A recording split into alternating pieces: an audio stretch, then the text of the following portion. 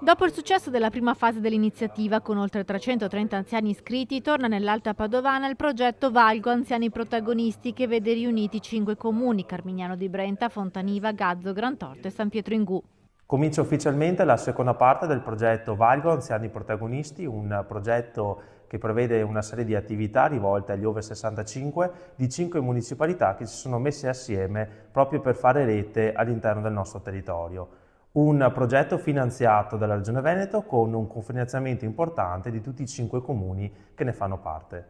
Il progetto ha ricevuto il contributo della Regione Veneto di 50.000 euro, oltre al cofinanziamento di 18.000 euro messi a disposizione dalle amministrazioni comunali.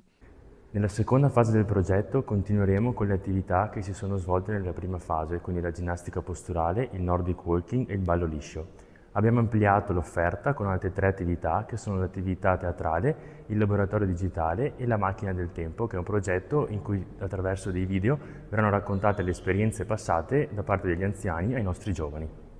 Gli obiettivi principali dell'iniziativa sono la promozione della salute e la prevenzione di malattie grazie alle attività che permettono al proprio corpo di rimanere sano e in salute. Lo svolgimento di attività di gruppo ha come scopo invece quello di combattere l'isolamento sociale che ha colpito molti anziani dopo gli anni della pandemia.